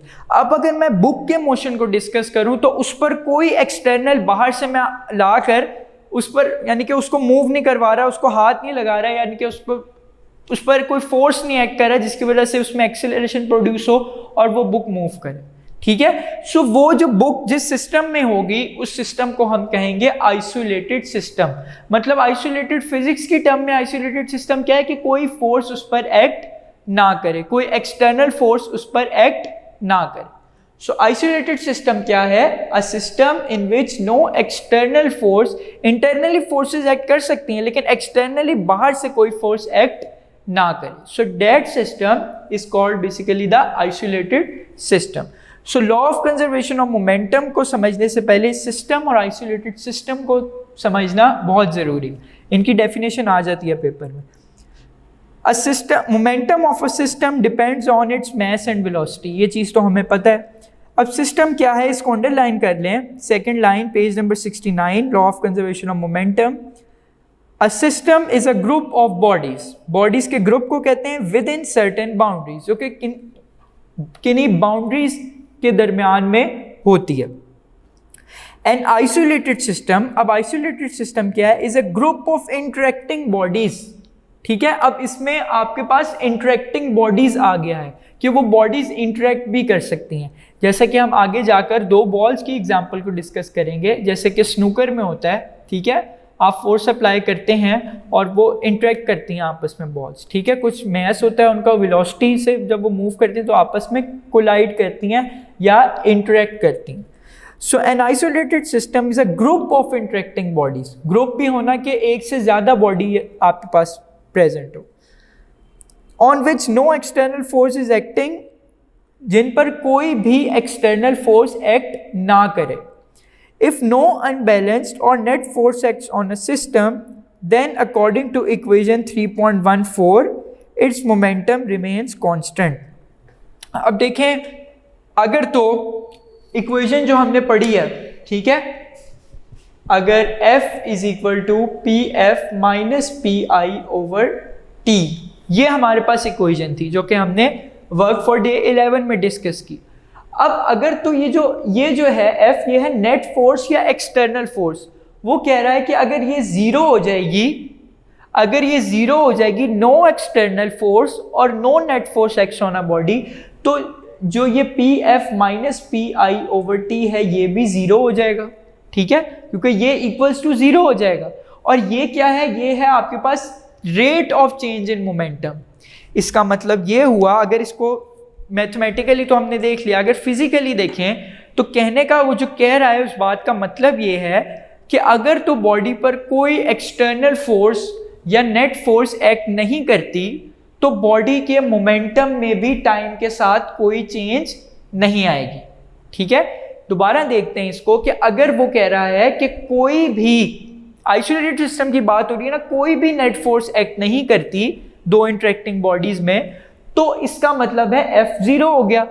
जब F0 हो गया इसका मतलब rate of change of momentum में भी चेंज नहीं आएगा, मोमेंटम भी सेम ही रहेगा, जितना शुरू में मोमेंटम था उतना ही फाइनल मोमेंटम रहेगा, ठीक है। सो यही बेसिकली है law of conservation of momentum, ठीक है। क्या है, अब दोबारा इसको पढ़ते हैं कि इफ नो अनबैलेंस्ड और net force acts on a system then according to equation 3.14, equation 3.14 क्या है, वही जो मैंने लिखी है, it's momentum remains constant. Constant का मतलब क्या है, सेम रहेगा, जो इनिशियल मोमेंटम वही final momentum of the body.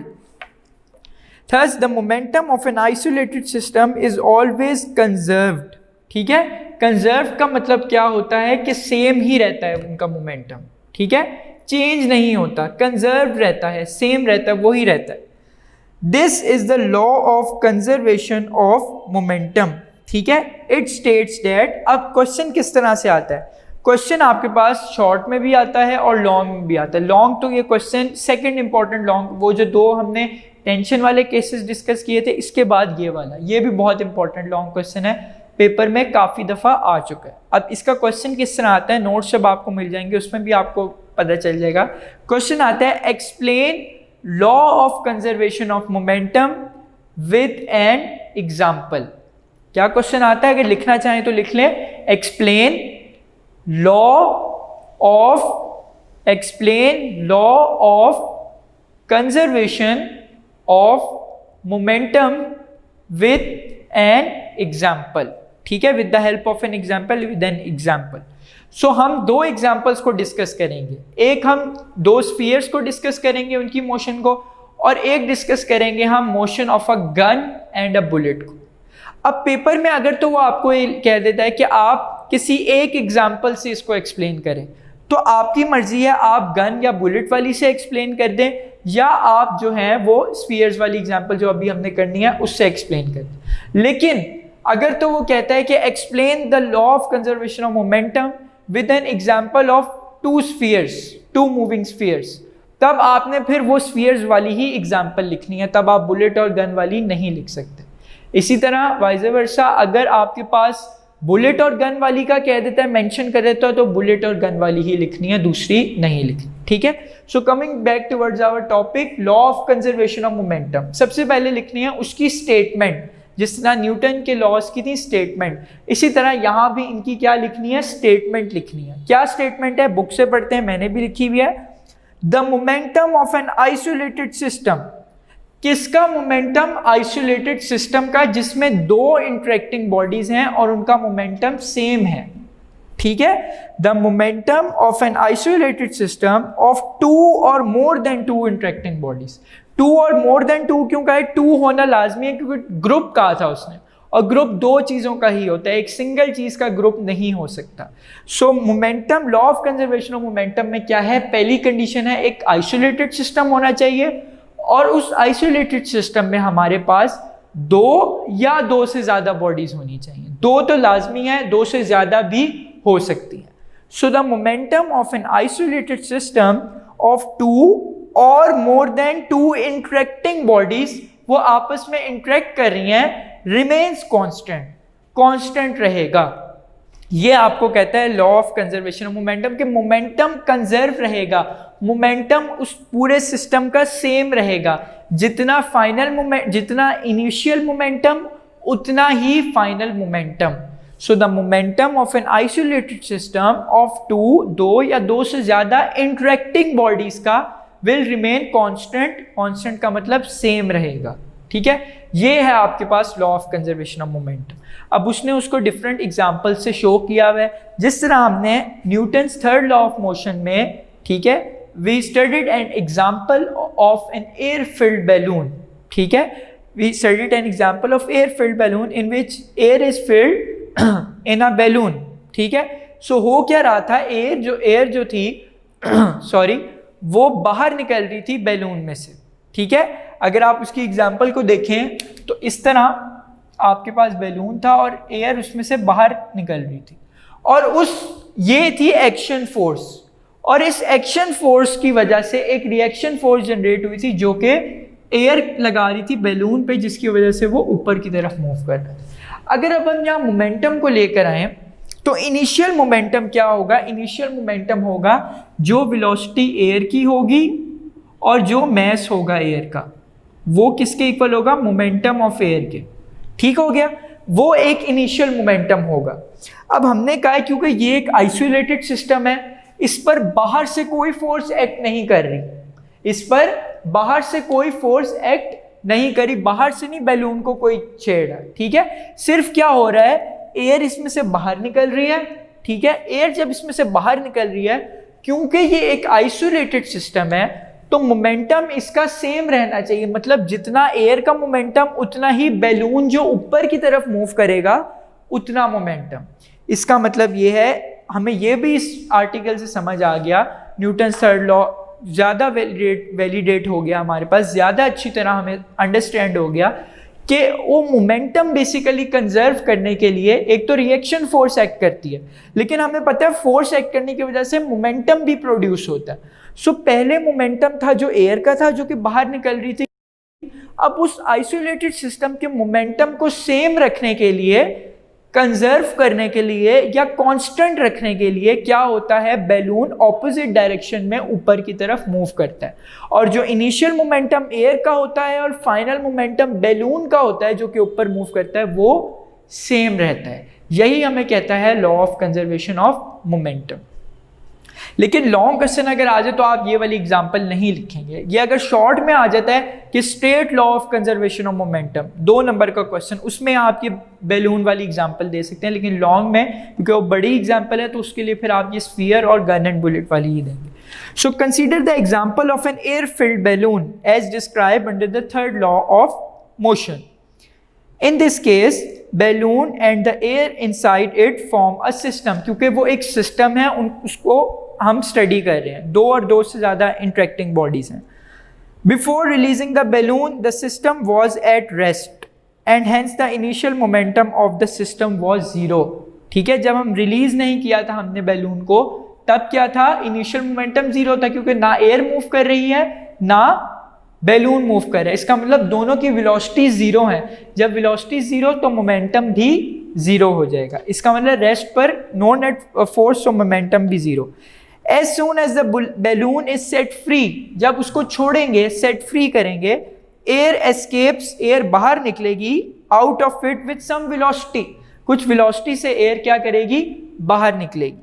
The air coming out it possesses momentum, कि वो जो एयर निकलेगी क्योंकि उसका कोई मैस होगा और वो कुछ वेलोसिटी से बाहर निकल रही है, तो फिर उसमें मोमेंटम भी होगा। ठीक है, टू कंजर्व मोमेंटम, मोमेंटम को कंजर्व करने के लिए, कांस्टेंट रखने के लिए क्या होता है, balloon moves in direction opposite to the that of air rushing out. यही हमने थर्ड लॉ में पढ़ा था कि वो जो बैलून होता है, एयर नीचे की तरफ जाती है, निकलती है बाहर, ठीक है, और जो बैलून होता है वो ऊपर की तरफ जाता है। एक तो उस पर रिएक्शन फोर्स अप्लाई होती है और दूसरा वो मोमेंटम को कंजर्व करने के लिए law of conservation of momentum उस पर अप्लाई होता है, उसको प्रूव करने के लिए वो ऊपर की तरफ मूव करता है। ठीक है, सो ये आपके पास एक एयर फिल्ड बैलून की भी एग्जांपल हो। अब लॉन्ग क्वेश्चन में आपने स्फीयर की एग्जांपल लेनी है, तो उसमें क्या है, उसमें पढ़ें Next paragraph, consider an isolated system of two spheres of masses m1 and m2. ठीक है, दो spheres हैं, consider an isolated system of two spheres of masses m1 and m2 respectively.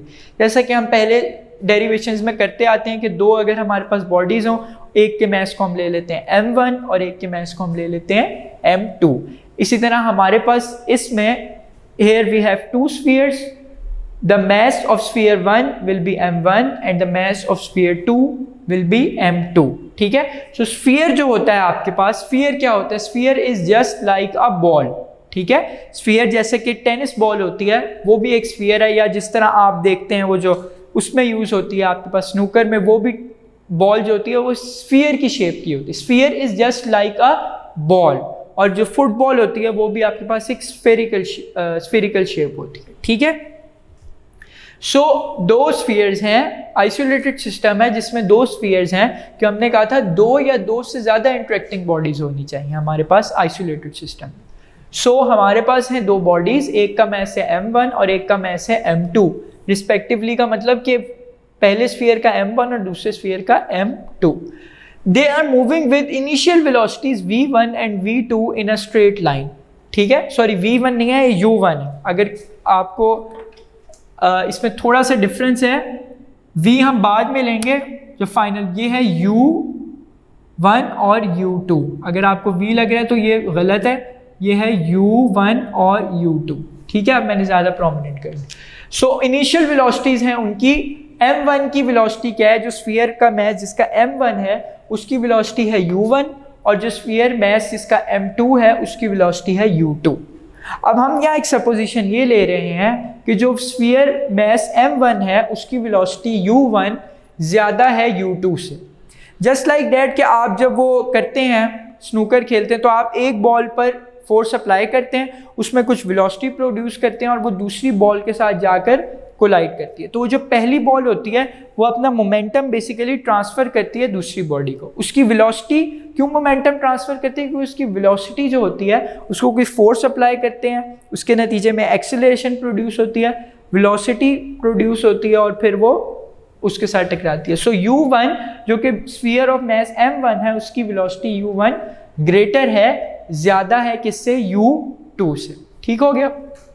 अब ये डायग्राम भी आपने बनानी है पेपर में. ठीक है, सिंपल है, कोई बस दो सर्कल्स आपने बनाने हैं, एक के अंदर m1 लिख दिया, एक के अंदर m2 लिख दिया. अब यहाँ डायरेक्शन क्यों शो की है? Because velocity is a vector quantity. ये u1 से मूव कर रहा है.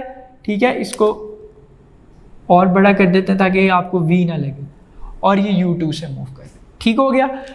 उसके बाद अब ये बाद में आते हैं कि जब ये कोलाइड करेंगे. ठीक है, अभी हम बात करते हैं initial momentum of the system की.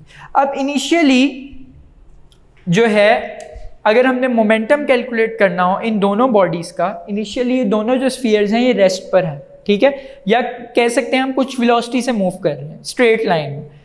अब जब ये स्ट्रेट लाइन में मूव कर रहे हैं, कुछ वेलोसिटी है इनकी, कुछ मास है इनका, इसका मतलब ये है कि इनमें कुछ मोमेंटम भी होगा. सो इनिशियली जब ये आपस में आकर कोलाइड नहीं किया, ये सिंपल मूव कर रहे हैं इन अ स्ट्रेट लाइन दोनों स्फीयर्स, तो इनका मोमेंटम क्या होगा उसको हमने निकाला है. किस तरह? Initial momentum of mass m1, मतलब जो m1 का मास है उसका अगर मैं इनिशियल मोमेंटम निकालूं of mass m1 will be equal to किसके होगा? Its mass divided by its velocity. So sphere 1 का मास क्या है? m1, और स्फीयर 1 की वेलोसिटी क्या है? u1. सो m1 इंटू u1 ये क्या बन जाएगा? इनिशियल मोमेंटम, इनिशियल मतलब at the start of mass m1. ठीक है, इसी तरह initial momentum of mass m2, ठीक है, जो कि दूसरा स्फीयर है जिसका मास m2 है, जो कि वेलोसिटी u2 से स्ट्रेट लाइन में मूव कर रहा है, उसका अगर मैंने मोमेंटम निकालना हो तो मैं उसके मास को मल्टीप्लाई कर दूंगा उसकी वेलोसिटी से. So m2 multiply by u2.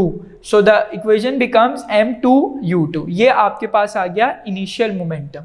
अब दो बॉडीज हैं, अगर मैंने इनका टोटल मोमेंटम निकालना हो या टोटल इनिशियल मोमेंटम निकालना हो तो किसी भी दो चीज़ों को टोटल करना हो, उनको ऐड कर दिया जाता है, उनका सम कर दिया जाता है. So total initial momentum of the system before collision, before collision का मतलब क्या है कि अभी आकर वो दोनों आपस में कोलाइड नहीं की, अभी वो इनिशियली मूव कर रही है, इसीलिए लिखा है total initial momentum of the system before collision, कि कोलिजन से पहले जो मोमेंटम था उन दोनों स्फीयर्स का टोटल मोमेंटम वो कितना था, that will be equal to the momentum of mass m1, initial momentum of mass m1 and initial momentum of mass m2 जो कि हमने यहां पर निकाला, उन दोनों का क्या हो जाएगा, उन दोनों का आपके पास सम हो जाएगा m1 u1 plus m2 u2। ठीक है, u1 u2 अभी ले रहे हैं, v1 v2 नेक्स्ट में लेंगे, ये u1 u2 है। So total initial momentum of the system before collision will be equal to m1 u1 plus m2 u2। अब क्या हो रहा है, कुछ टाइम के बाद जब वो मूव कर रही थी और कुछ टाइम के बाद आकर, अब क्योंकि u1 m1 की वेलोसिटी ज़्यादा है, वो जल्दी से जाकर क्या कर जाएगी, m2 के साथ कोलाइड कर जाएगी। ठीक है, m1 वो जाकर क्या कर गई, कोलाइड कर गई u2 के साथ। अब ये कोलिजन को भी शो करना है, ये लाइन से शो किया हुआ है, बुक में भी किया हुआ है, यहाँ भी किया हुआ है, आपने भी शो करना है। ठीक है, सो कुछ टाइम के बाद after some time t m1 collides with m2। ठीक है, अब जब m1 जाकर m2 के साथ स्ट्राइक करेगी या कोलाइड करेगी, तो according to Newton's third law of motion, जो फोर्स m1 m2 पर एग्जर्ट करेगा उससे इक्वल मैग्नीट्यूड लेकिन ऑपोजिट डायरेक्शन में m2 भी m1 पर फोर्स एग्जर्ट करेगा। ठीक है, जैसा कि मैंने आपको एग्जांपल दी थी कि आप एक बॉल लें और उसको दीवार पर थ्रो करें, तो जो आपकी थ्रोइंग है वो है आपका एक्शन, लेकिन दीवार भी आप पर सेम फोर्स से वापस बॉल आपकी तरफ आती है। क्यों? बिकॉज जो दीवार होती है वो equal magnitude but opposite direction में फोर्स अप्लाई करती है, जिसकी वजह से दोबारा वापस आती है। Same is the case hair कि m1 जब कोलाइड करेगा जाकर m2 के साथ, तो m1 एक फोर्स एक्सर्ट करेगा m2 पर, जिसके नतीजे में according to Newton's third law of motion m2 भी m1 पर equal but in the opposite direction force को क्या करेगा, एक्सर्ट करेगा। ठीक हो गया। सो इसको अगर देखें आप, पेज नंबर नेक्स्ट आ जाए 70, तो जिस तरह लिखा हुआ है मैंने उसी तरह लिख दिया। आप नेक्स्ट पैराग्राफ देखिए, second, after some time m1 hits m2 with some force, according to Newton's third law of motion m2 exerts an equal and opposite reaction force on m1, कि m2 उस पर इक्वल बट ऑपोजिट का मतलब direction opposite होगी, उस पर force reaction force exert करेगा। अब आगे कहता है कि let their velocities becomes v1 and v2 respectively after collision. अब वहां हमने ली थी u1 एंड u2, वो थी वेलोसिटीज बिफोर कोलिजन, जब वो आपस में कोलाइड नहीं की थी। अब वेलोसिटीज आफ्टर कोलिजन क्या हो गया है, वेलोसिटीज आपकी जो है वो बन गई हैं v1, m1 की वेलोसिटी आफ्टर कोलिजन v1 हो गई है, और m2 की वेलोसिटी आफ्टर कोलिजन, आफ्टर जो उसका टकराव है उसके बाद बन गई है m2 की v2। ठीक है, ये है आफ्टर कोलिजन। अब जिस तरह हमने इनिशियल मोमेंटम सिस्टम का निकाला था बिफोर कोलिजन, अब हम फाइनल मोमेंटम निकालेंगे सिस्टम का आफ्टर कोलिजन। तो उसके लिए क्या है हमारे पास, सबसे पहले final momentum of mass m1 just like initial momentum of mass 1 before collision. So collision के बाद भी वो मूव करेंगी किस वेलोसिटीज के साथ, और मास भी है, इसका मतलब है कोलिजन के बाद भी उनमें मोमेंटम होगा। सो इसीलिए कैलकुलेट कर रहे हैं और कह रहे हैं फाइनल मोमेंटम, यानी कि टकराने के बाद जो फाइनल मोमेंटम आ गया उनमें, वो क्या है, final momentum of mass m1 is equal to m1, क्योंकि मास तो चेंज नहीं हो रहा, मास तो स्फीयर 1 का m1 ही रहेगा, लेकिन वेलोसिटी चेंज हो गई और वेलोसिटी अब क्या है v1। वहाँ m1 u1 थी, यहाँ है m1 v1। इसका खास तौर पे ध्यान रखना है, यहाँ पर बच्चे एग्जाम में गलती कर जाते हैं, ठीक है, जिससे फिर मार्क्स कटते हैं। तो यहाँ पर ध्यान से after collision velocities v1 v2 होगी। इसी तरह final momentum of mass m2, वो क्या हो जाएगा, m2 इंटू v2। ठीक है, अब जिस तरह हमने टोटल इनिशियल मोमेंटम निकाला था, इसी तरह अभी हम यहाँ निकालेंगे टोटल फाइनल मोमेंटम। अब हम निकालते हैं यहाँ पर टोटल फाइनल मोमेंटम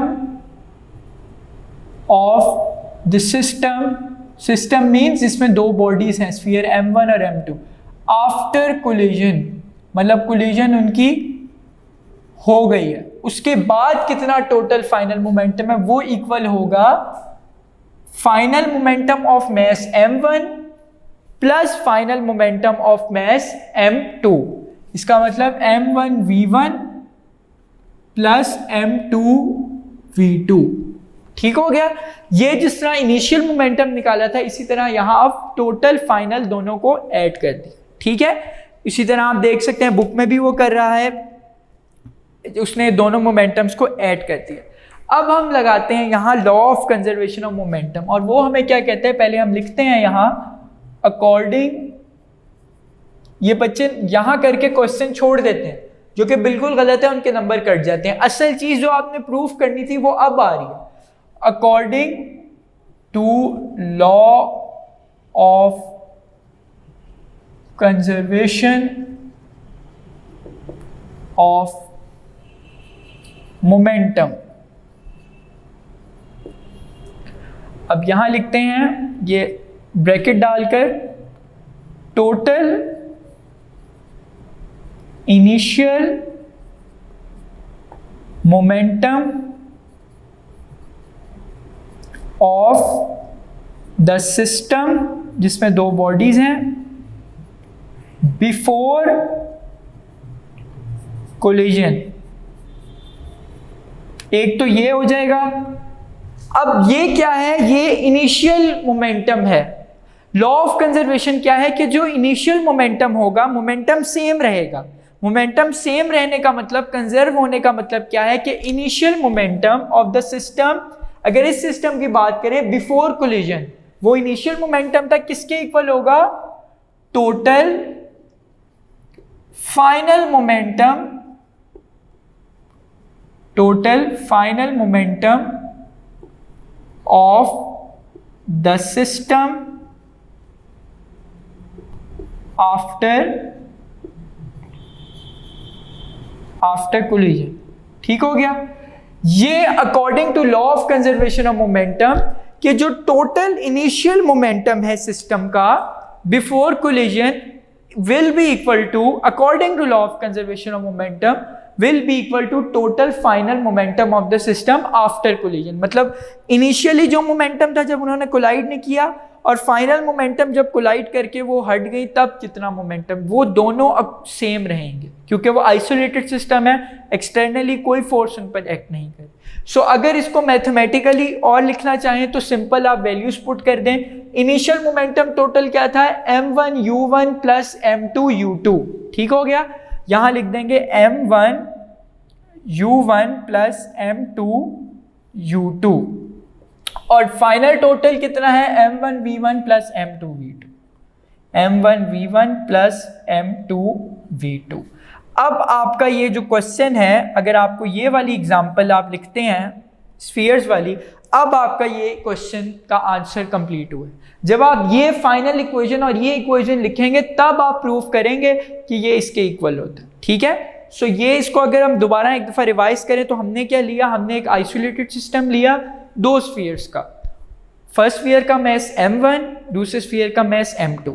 इनिशियली वो वेलोसिटी से मूव कर रहे हैं m1 u1 से और m2 u2 से। ठीक है। पहले हमने इनिशियल मोमेंटम दोनों मैसेस का निकाल लिया, m1 का m1 u1 और m2 का m2 u2। Total initial momentum का मतलब दोनों के मोमेंटम्स को, दोनों मैसेस के मोमेंटम्स को ऐड कर दिया, m1 u1 plus m2 u2। अब कुछ टाइम के बाद वो आपस में कोलाइड करेंगे। अब according to Newton's third law of motion, m1 जो फोर्स एक्सर्ट करेगा m2 पर आकर कोलिजन के वक्त, m2 भी इक्वल फोर्स एक्सर्ट करेगी m1 पर, बट इन ऑपोजिट डायरेक्शन। ठीक है। सो कोलिजन के बाद अब मोमेंटम क्या होगा, कोलिजन के बाद हम कह रहे हैं उनकी वेलोसिटीज m1 की हो गई है v1 और m2 की हो गई है v2। So after collision final momentum of mass m1 is equal to m1 v1, final momentum of mass m2 is equal to m2 v2। So total final momentum किसके इक्वल हो गया, m1 v1 plus m2 v2 के। ठीक है। according to law of conservation of momentum, initial momentum before collision must be equal to the final momentum after collision. So दोनों की values put कर कर उनको क्या कर दिया, ऐड कर दिया. So ये आपका यहाँ पर ये वाली एग्जाम्पल कंप्लीट हो गई. Now we will move towards our next example. The next example is the example of a gun and a bullet. Remember when I told you or when I explained you about the momentum, when we explained and when we studied about the definition of momentum in the initial lectures, I gave you an example of a gun and a bullet. कि वो जो bullet निकलती है gun में से आपके पास, उसका impact इतना ज़्यादा क्यों होता है कि वो जाकर बिल्कुल ही जिस्म में से खून निकल आते हैं या जिस्म को छलनी जिसे आप कहते हैं वो कर देती है. ठीक है, उसका इम्पैक्ट क्यों ज़्यादा होता है? इसलिए ज़्यादा होता है क्योंकि उसका आप सोचते होंगे कि जो बुलेट निकलती है अगर आपने देखी हो तो उसका मैस बहुत कम होता है, लेकिन जिस वेलोसिटी के साथ वो गन से बाहर निकलती है वो वेलोसिटी इतनी ज़्यादा होती है कि वो मोमेंटम को भी ऑटोमेटिकली बहुत ज़्यादा कर देती है. ठीक है, रिमेंबर कि मोमेंटम का क्या फार्मूला है, P = mv.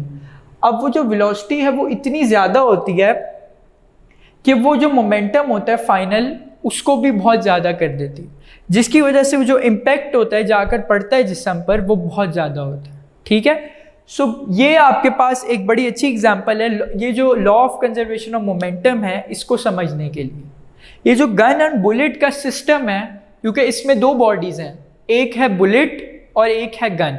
ठीक है, ये भी बहुत अच्छी एग्जांपल है law of conservation of momentum को समझने के लिए. Consider N example of a gun and a bullet. एक हम एग्जाम्पल डिस्कस कर रहे हैं जो कि किसकी है, एक गन की है और एक बुलेट की है. ठीक है, अब हमने लेट किया है यहाँ पर कुछ चीज़ें कि जो स्मॉल m है, स्मॉल m क्या है, mass of the bullet. Small m क्या है, mass of the bullet. Capital M है मैस ऑफ द गन. वो जो गन है जिससे फायर कर रहे हैं उसका मैस, जो वो हैवी होगी बुलेट से, उसका मैस है कैपिटल M, और जो बुलेट है अंदर उसका मैस है स्मॉल m. इसी तरह वेलोसिटी ऑफ द बुलेट, जिस वेलोसिटी के साथ बुलेट निकलेगी गन में से वो है स्मॉल v, और जो वेलोसिटी ऑफ द गन है, ठीक है, गन की भी कोई वेलोसिटी होगी, अब हम आगे जाकर पढ़ेंगे. आपने जनरली देखा भी होगा गन चलते हुए, अगर आपने वैसे डेली उसमें खुद से देखा हो लाइव, या वैसे ही आपने फिल्म्स में या ड्रामाज में देखा हो टीवी पर, तो जब गन फायर होती है तो बुलेट उसके अंदर से निकलती है और गन जो है वो पीछे की तरफ आती है. अब वो पीछे की तरफ क्यों आती है वो हम आगे डिस्कस करते हैं, लेकिन गन भी जब पीछे की तरफ आती है तो गन की भी कुछ वेलोसिटी होती है, इसलिए हमने यहाँ उसका फैक्टर लेकर आए कि वेलोसिटी ऑफ द गन जो है उसको हम कैपिटल V से शो करें. ठीक है, सो ये थी हमारे पास नोटेशंस. अब हम डिस्कस करते हैं इसके सिस्टम को. अब फायर करने से पहले, गन को फायर करने से पहले, both the gun and the bullet are at rest. इसका मतलब ये है कि जो हमारा सिस्टम है ओवरऑल वो भी किस पर होगा, रेस्ट पर होगा. रेस्ट पर होने का मतलब ये है कि वेलोसिटी ज़ीरो. रेस्ट पे होने का मतलब क्या कि वेलोसिटी ज़ीरो. वेलोसिटी ज़ीरो तो P = m × 0 करेंगे तो मोमेंटम भी क्या हो जाएगा, ज़ीरो हो जाएगा. इसका मतलब है initially before firing the gun को फायर करने से पहले जो मोमेंटम है, initial momentum of the system, वो क्या है, ज़ीरो है. ठीक है, जैसे वहाँ हमने टोटल इनिशियल मोमेंटम पिछले वर्क फॉर डे 11 में देखा था कि जो स्फीयर्स का इनिशियल मोमेंटम था उसमें कुछ मोमेंटम था उनके पास, बिकॉज वो u1 से मूव कर रहे थे और दूसरा स्फीयर u2 से, तो कुछ मोमेंटम था. लेकिन यहाँ पर इनिशियली गन और बुलेट, ठीक है, क्या चीज़ें, गन और बुलेट, दोनों किस पे हैं, दोनों हैं रेस्ट पर. रेस्ट पे होने का मतलब उनकी वेलोसिटी क्या है, ज़ीरो. जब वेलोसिटी ज़ीरो तो total initial momentum, initially momentum क्या होगा सिस्टम का, वो भी ज़ीरो होगा. ठीक है, so the total initial momentum of the system will be zero. Now after the gun is fired, जब गन को फायर करेंगे तो जाहिर बात है बुलेट उसमें से बाहर निकलेगी with some velocity, and bullet has some mass. So bullet के पास क्या होगा, मोमेंटम होगा. After the gun is fired, bullet shoots out of the gun. Shoots out मतलब तेजी से बाहर निकलेगी, एंड एक्वायर्स सम मोमेंटम, और उसके पास कुछ ना कुछ मोमेंटम होगा, क्योंकि वो बहुत तेज़ी से मूव करेगी, बुलेट में से निकलेगी, वेलोसिटी बहुत ज़्यादा होगी, उसके पास कुछ मैस भी है, तो उसके अंदर क्या होगा, उसके अंदर होगा मोमेंटम। ठीक हो गया। So after the gun is fired the bullet shoots out of the gun and acquires some momentum. To conserve the momentum of the system the gun recoils. जिस तरह हमने एयर फिल्ड बैलून की example discuss की थी कि जब air उसमें से निकलती है बाहर तो ओवरऑल मोमेंटम को इनिशियली तो जब रेस्ट पर था हमने पकड़ा हुआ था तो मोमेंटम ज़ीरो था, जब हमने उसे छोड़ दिया तो ओवरऑल मोमेंटम को सेम रखने के लिए जो एयर बाहर निकली थी बैलून में से उसके ऑपोजिट क्या हुआ था, मोमेंटम को सेम रखने के लिए जो आपके पास बैलून था वो भी कहाँ गया था, ऊपर की तरफ गया था, but in the opposite direction. Air की डायरेक्शन क्या थी, नीचे की तरफ, लेकिन बैलून कहाँ मूव किया था, ऊपर की तरफ। Same is the case hair. अब आपने कभी कभी ये सोचा होगा कि जब गन को फायर करते हैं तो एक रिकॉइल सा क्यों हमें महसूस है। रिकॉइल का मतलब होता है वापस आना, कि जब आप गन को इस तरह से फायर करते हैं तो वो पीछे की तरफ क्यों आती है। आपने देखा होगा यकीनन जो शॉर्ट गन्स भी आपके पास होती हैं, ठीक है, जिनको पिस्टल्स वगैरह होती हैं, उनमें भी आपने इफेक्ट देखा होगा कि वो भी जब फायर करते हैं तो वो पीछे की तरफ आती है। ठीक है, अब वो इसलिए आती है मोमेंटम को कंजर्व करने के लिए कि जो बुलेट मूव करती है विद सम वेलोसिटी v और उसका कुछ मैस होता है m और कुछ मोमेंटम होता है उसमें, उस बुलेट के मोमेंटम के अगेंस्ट एक मोमेंटम डेवलप होता है गन में, क्योंकि वो मोमेंटम कंजर्व रखना होता है। उसने एक मोमेंटम डेवलप हुआ, उसके अगेंस्ट एक मोमेंटम या रिएक्शन फोर्स डेवलप हुई जिसकी वजह से जो गन होती है वो पीछे की तरफ मूव करती है। ठीक है, इसलिए जो ट्रेनिंग करवाई जाती है आर्मी में शूटिंग की, उसमें गन को रखने की एक ख़ास पोजीशन होती है। अगर तो ख़ास पोजीशन में नहीं रखेंगे तो वो रिकॉइल हो सकता है जिस बॉडी के किसी हिस्से में आकर लगे, और क्योंकि इतनी तेज़ी से बुलेट निकलता है और इतनी तेज़ी से गन पीछे की तरफ आती है, वो डिस्ट्रॉय भी कर सकता है। इसलिए ख़ास पोजीशन होती है शूटिंग करने की कि वो जो रिकॉइल आए वो ऐसा ना हो कि बॉडी के किसी पार्ट को क्या कर दे, डैमेज कर दे। ठीक है, सो वो बड़ी गन जो है उनका रिकॉइल ज़्यादा होगा क्योंकि उनका मैस ज़्यादा होता है, इसलिए उनका रिकॉइल ज़्यादा होगा। इसलिए मोमेंटम को कंजर्व करने के लिए द गन रिकॉइल्स। ठीक है, ये क्वेश्चन भी आता है, शॉर्ट क्वेश्चन नोट्स में भी मौजूद होगा जब आपको मिलेंगे कि when a gun is fired, ठीक है, the gun recoils. Why? So उसका आंसर यही है, to conserve momentum of the system the gun recoils, कि जो मोमेंटम डेवलप होता है due to the movement of bullet from the gun, उस मोमेंटम को सेम रखने के लिए, क्योंकि एक मोमेंटम डेवलप हो गया due to the movement of bullet, उसके अगेंस्ट एक मोमेंटम डेवलप होता है जो कि ऑपोजिट डायरेक्शन में होता है, just like an airfield balloon, कि बुलेट फॉरवर्ड डायरेक्शन में मूव करती है, बाहर की तरफ निकलती है, और जो आपकी गन होती है वो बैकवर्ड डायरेक्शन में with same velocity but in the opposite direction पीछे की तरफ आती है। ठीक है, सो ये है आपके पास गन एंड बुलेट का सिस्टम। सो अब हम इसको मैथमेटिकली देखते हैं। Total initial momentum of the system before the gun is fired. मैंने आपको बताया था before the gun is fired both the bullet and the gun are at rest. जब वो रेस्ट पर हैं तो अगर मैं बुलेट का मोमेंटम निकालूं, ठीक है, अगर तो मैं फॉर एग्जांपल बुलेट का मोमेंटम निकालूं, इनिशियल मोमेंटम, ये बुक में हुआ नहीं है लेकिन मैं आपको समझाने के लिए उसको मैं कहता हूं पी आई और बी मैं लिख रहा हूं बुलेट के लिए। ठीक है, बुलेट का मैस लूंगा मैं जो कि क्या है स्मॉल m, और बुलेट की लूंगा वेलोसिटी v जो कि क्या है स्मॉल v। अब before the gun is fired bullet की वेलोसिटी क्या है, 0, वो मूव ही नहीं कर रहा बुलेट, तो m इंटू 0 हो जाएगा। इसका मतलब पी आई बी जो कि क्या है initial momentum of the bullet, वो क्या है 0। इसी तरह गन में भी आपके पास पी आई जी से इसको शो करते हैं, कैपिटल M है मैस m गन का, और वेलोसिटी कैपिटल V है। जब वेलोसिटी 0 तो m इंटू 0, इसका मतलब total initial momentum of the gun will B 0, क्योंकि गन भी मूव नहीं करी, वो भी रेस्ट पर है, तो बुलेट भी रेस्ट पर है। सो अगर मैं इन दोनों को एडअप करूं, जिस तरह पिछले केस में था, दोनों मोमेंटम्स को आपस में एडअप कर दूं, 0 + 0, answer will be 0। So total initial momentum of the system क्या है, गन का और बुलेट की बॉडीज हैं, ये सिस्टम है। Before the gun is fired, gun के फायर होने से पहले, वो किसके इक्वल है, 0 के इक्वल। ठीक हो गया। अब गन को फायर कर दिया, अब मोमेंटम क्या होगा, total final momentum of the system after the gun is fired, कि गन को जब फायर कर दिया, बुलेट उसमें से बाहर निकली, गन पीछे की तरफ आई, तब मोमेंटम क्या होगा, तब मोमेंटम होगा दो चीज़ों का, एक तो मोमेंटम होगा उस बुलेट का, ठीक है, जो कि मूव किया है, और एक मोमेंटम होगा उस गन का जो कि पीछे की तरफ आई है। सो उसी तरह जिस तरह मैंने यहाँ लिखा है, अब यहाँ PFB कर लें आप इसको, ठीक है, समझने के लिए, और यहाँ PFG कर लें। सो PFB क्या होगा, mass of the bullet small m multiply by velocity of the bullet small v। ये बुलेट का आ गया, पहले गन का लिया तो गन का लिख लेते हैं।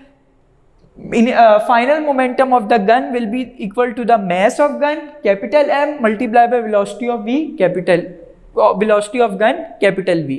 सो mv ये आ गया गन का, ठीक है, mv किसका आ गया, गन का, ठीक हो गया, और बुलेट का आपके पास क्या आ गया, स्मॉल mv। सो ये टोटल आ गया, तो टोटल करने के लिए प्लस करना है, तो वो आपके पास एडअप हो गए, mv गन का प्लस स्मॉल mv आपके पास बुलेट का। सो ये टोटल फाइनल मोमेंटम आ गया जब गन को फायर कर दी। अब उसी तरह जैसे पहले किया था, according to law of conservation of momentum, क्या लिखा हुआ है, अगर नजर नहीं आ रहा, according to law of conservation of momentum, जैसा कि पहले किया था। अब ड्यू टू द स्पेस मेरे पास कम है, इस वजह से मैंने क्या किया है, आगे नहीं लिखा बल्कि ऊपर नीचे कर दिया।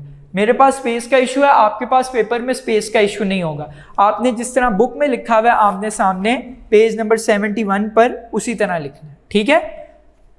Total momentum of the system after the gun is fired according to law of conservation of momentum is equal to the total final momentum before the gun is fired, ठीक है, कि जितना बाद में होगा उतना ही पहले मोमेंटम हो, ठीक हो गया, जिस तरह हमने पिछले केस में डिस्कस किया।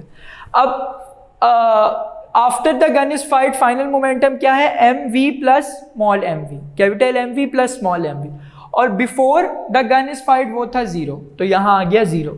अब हमने यहाँ पर क्या किया, हमने वेलोसिटी ऑफ द गन को फाइंड आउट किया। कैसे, हमने ये है वेलोसिटी ऑफ द गन, ठीक है, इसको मैंने फाइंड आउट करना है। मैं mv को क्या कर रहा हूँ, दूसरी जानिब लेकर जा रहा हूँ, दूसरी राइट हैंड साइड पर लेकर जा रहा हूँ, तो वो क्या हो जाएगा, प्लस हो रहा है, वहां जाकर क्या हो जाएगा, माइनस हो जाएगा। सो वो बन जाएगा माइनस स्मॉल mv। अब मैंने वेलोसिटी निकालनी है गन की, मैस है इसके साथ, मैस यहाँ मल्टीप्लाई हो रहा है, वहां जाकर क्या हो जाएगा, डिवाइड हो जाएगा। यहाँ पर मैस आना चाहिए, यहाँ वेलोसिटी लिखा हुआ है, ठीक है, मिस्टेक हो गई है, इसको कैपिटल M आएगा यहाँ, ठीक हो गया। सो v विच इज, ये v क्या है, ये v है velocity of the gun, velocity of gun. अब अगर आप देखें तो वेलोसिटी ऑफ गन का जो आंसर आ रहा है उसके साथ नेगेटिव साइन आ रहा है, उसके साथ क्या आ रहा है, नेगेटिव साइन। रिमेंबर मैं आपको बहुत दफ़ा ये चीज़ बता चुका हूँ कि फिजिक्स में नेगेटिव साइन क्या शो करता है, फिजिक्स में नेगेटिव साइन शो करता है डायरेक्शन को, और ये हमेशा किसी वेक्टर क्वांटिटी के साथ ही आता है। As we know that velocity is a vector quantity, so the negative sign in this equation shows that the velocity of the gun, हम क्या निकाल रहे हैं, velocity of the gun. The negative sign shows that, negative sign ये जाहिर कर रहा है that the velocity of the gun which is capital V is opposite to the velocity of the bullet which is small v, ठीक है। Negative sign यही show करता है कि डायरेक्शन ऑपोजिट है, जो बुलेट की डायरेक्शन है वो है फॉरवर्ड स्मॉल v, और जो गन में रिकॉइल प्रोड्यूसर है, गन कहां मूव कर रही है, गन पीछे की तरफ मूव कर रही है with capital letter V, capital velocity V। सो ये आप देख सकते हैं, ये बुलेट की है डायरेक्शन और ये गन की डायरेक्शन है, दोनों की डायरेक्शन ऑपोजिट है, बुलेट की है फॉरवर्ड और गन की है backward. So the opposite nature shows by the negative sign, is shown by the negative sign. Negative sign in this equation shows that the velocity of the gun is opposite to the velocity of the bullet, ठीक है। ये भी बड़ा important MCQs में equation आ जाती है और पूछ लेते हैं कि नेगेटिव साइन क्या शो कर रहा है, या शॉर्ट क्वेश्चन में भी आ जाता है, ठीक है। सो अब इस आर्टिकल को रीड करते हैं, page number 70 last paragraph. Consider a system of gun and a bullet before firing the gun fire करने से पहले both the gun and the bullet are at rest, so the total momentum of the system is 0। Rest पर है, velocity 0, इसलिए momentum भी 0। As the gun is fired, bullet shoots out of the gun and acquires momentum. जैसे ही gun को fire करेंगे, bullet gun में से बाहर निकलेगी और उसमें मोमेंटम होगा। To conserve momentum of the system, the gun recoils. कि गन पीछे इसलिए आएगी क्योंकि जितना मोमेंटम आगे प्रोड्यूस हुआ है, गन उतना ही पीछे momentum, according to law of conservation of momentum, produce करने के लिए गन पीछे की तरफ आएगी। According to law of conservation of momentum, the total momentum of the gun and the bullet will also be 0 after the gun is fired. Also be 0 का मतलब क्या है कि जितना मोमेंटम पहले बुलेट का हुआ उतना ही मोमेंटम जो है गन का प्रोड्यूस हुआ। तो दोनों के मोमेंटम को अगर चेंज निकालें या माइनस करें तो डिफरेंस 0 है, तो वो मोमेंटम भी सेम रहेगा after the gun is fired. Total momentum मतलब दोनों का मोमेंटम सेम ही रहेगा। किस तरह सेम रहेगा? वो इसलिए सेम रहेगा क्योंकि डायरेक्शन ऑपोजिट जब हो जाएगी तो एक का मोमेंटम हो जाएगा mv, एक ये मोमेंटम है जो कि किसका है? गन का। ठीक है, इसको यहां मैं लिखता हूं, ये मोमेंटम किसका है? गन का। ठीक है, और ये जो mv है ये किसका है? ये है बुलेट का। अगर आप देखिए इनके साथ नेगेटिव साइन आ रहा है, अगर इसका मोमेंटम 2ns होगा न्यूटन सेकेंड, तो इसका क्या इसका इक्वल होना चाहिए according to this equation -2ns। So 2 जब जो है वो 2 - 2, आंसर आपके पास क्या आ जाएगा? 0। तो ओवरऑल जो मोमेंटम होगा वो क्या होगा? आपके पास 0 हो जाएगा। ठीक है, so according to law of conservation of momentum, the total momentum of the gun and the bullet will also be 0 after the gun is fired. Total momentum also भी 0। देख सकते हैं आप m1 plus mv is equal to 0, कि total momentum भी उनका final क्या रह रहा है? 0 रह रहा है, क्योंकि law of conservation of momentum कहता है इनिशियल और फाइनल सेम रहे। जब इनिशियल 0 है तो फाइनल भी 0 के इक्वल ही आएगा। लेट m, ये सारा जो अब इसने लिखा हुआ है मैंने यहाँ पर मेंशन कर दिया कि m क्या है, स्मॉल m क्या है, कैपिटल M क्या है, स्मॉल v क्या है, कैपिटल V क्या है। उसके बाद ये सारा उसने ये इक्वेशन 3.1 तक वही प्रोसीजर किया जो मैंने यहाँ किया, वो आप खुद देख लेंगे। नेक्स्ट अब मैं पैराग्राफ पढ़ने लगा हूँ। Equation 3.19 gives the velocity v of the gun. Equation 3.19 में कैपिटल V क्या दे रहा है? Velocity of the gun. Negative sign, underline करें इस लाइन को। Negative sign indicates that velocity of the gun is opposite to the velocity of the bullet, जो कि मैंने आपको बता दिया। दैट इज I.E का मतलब होता है that is the gun recoils. ठीक है, जिसकी वजह से गन पीछे की तरफ आई। Since mass of the gun is much larger than the bullet, therefore the recoil is much smaller than the velocity of the bullet। अगर आप देखें वो इस लाइन में कह रहा है कि हमें जो वो गन का रिकॉइल है, mass of the gun is much larger than the velocity of the bullet, therefore the recoil is smaller। अब अगर आप देखें मोमेंटम का फॉर्मूला, ठीक है, मोमेंटम का फॉर्मूला कहता है P is equal to mv। अगर मैं इस फॉर्मूले में वेलोसिटी और मास में रिलेशन निकालना चाहूं तो मैं वेलोसिटी को वहां जाकर डिवाइड कर देता हूं, लेट सपोज। अब इन दोनों में आ रहा है इनवर्स रिलेशन। अब देखें टोटल मोमेंटम जो है सिस्टम का वो सेम रहेगा। ठीक है, इनिशियल भी और फाइनल भी, इसका मतलब है कांस्टेंट रहेगा। इसका मतलब है P की जगह मैं यहां एक कांस्टेंट कह सकता हूं, और ये M और ये V, ये चीज चेंज नहीं हो रही। ये वाली जो चीज है कांस्टेंट, चेंज क्या है? मैस और वेलोसिटी। गन का मैस और है, बुलेट का मैस और है। अब क्योंकि जो आपके पास बुलेट की वेलोसिटी है वो ज्यादा क्यों है? क्योंकि उसका मैस कम है। रिमेंबर इनवर्स रिलेशन, बुलेट का मैस कम है इसलिए उसकी वेलोसिटी ज्यादा है। इसी तरह मैस जो गन का है, गन का मैस कैपिटल M है, मोमेंटम ओवरऑल कांस्टेंट है गन और बुलेट का, इसको मैं मोमेंटम को डिस्कस नहीं कर रहे, वो सेम ही है, और वेलोसिटी कैपिटल V है गन की। अब मैस क्योंकि गन का बहुत ज्यादा है बुलेट से, मैस ज्यादा तो वेलोसिटी कम। ठीक है, अब आप ये कह सकते हैं कि वेलोसिटी जो बुलेट की है उसी वेलोसिटी से गन को पीछे आना चाहिए, लेकिन होता क्या है, क्योंकि गन का मैस बहुत ज़्यादा है हमें इतना रिकॉइल फील नहीं होता, होना तो ये चाहिए जितनी तेजी से बुलेट निकला है उतनी तेजी से गन भी पीछे की तरफ आए और हमें बड़ा एक जो है स्फीयर हमें रिएक्शन पता चले, फील हो। लेकिन होता क्या है, क्योंकि गन का मैस बहुत ज़्यादा होता है, इस वजह से उसकी वेलोसिटी जो है रिड्यूस हो जाती है। ठीक है, बुलेट का मैस कम, वेलोसिटी बहुत तेज़ी से निकलती है। मोमेंटम सेम इसलिए लिया क्योंकि ये आइसोलेटेड सिस्टम है, इसमें मोमेंटम सेम रहेगा, लेकिन गन का और बुलेट का मैस और वेलोसिटी डिफरेंट है। गन के मैस ज़्यादा होने की वजह से उसकी वेलोसिटी कम हो जाती है, उसका जो रिकॉइल है वो हमें कम महसूस होता है। यही वो कह रहा है, since mass of the gun is much larger than the bullet, therefore the recoil is much smaller than the velocity of the bullet. कि हमें जो वो वेलोसिटी ऑफ द बुलेट है उसके अगर अगेंस्ट बात करें तो जो गन का रिकॉइल है वो बहुत कम है, क्योंकि उसका मैस बहुत ज़्यादा है। आगे एप्लीकेशंस कुछ दे रहा है कि rockets and jet engines also work on the same principle. Rockets की जैसे मैंने आपको एग्जांपल भी दी थी थर्ड लॉ में। In these machines hot gases produced by burning of a fuel rush out with large momentum. जिस तरह वहाँ बताया था कि वो जो फ्यूल गैसेस होती हैं मुख्तलिफ बर्न होती हैं, वो इतनी तेज़ी से नीचे की तरफ निकलती हैं कि आपको ऐसा लगता है आग नीचे से निकल रही है। वो बहुत तेज़ी से निकलती हैं विद लार्ज मोमेंटम, वेलोसिटी और मैस बहुत ज़्यादा होता है। अब उस मोमेंटम को कंजर्व करने के लिए, जिस तरह वेलोसिटी ऑफ द बुलेट आगे की तरफ थी, गन पीछे की तरफ आई मोमेंटम कंजर्व करने के लिए। इसीलिए वो हॉट गैसेस का जो इतना ज़्यादा मोमेंटम होता है उसको कंजर्व करने के लिए बहुत तेज़ी से, बहुत हाई वेलोसिटी से रॉकेट भी ऊपर की तरफ मूव करता है। ठीक है, so burning of fuel rush out with large momentum, the machine gain an equal and opposite momentum. वो भी मशीन जो या रॉकेट होता है वो भी इक्वल बट ऑपोजिट मोमेंटम उसमें क्रिएट होता है, opposite direction. This enables them to move with a very high velocities, कि बहुत ज़्यादा वेलोसिटी से वो फिर ऊपर की तरफ मूव करते हैं।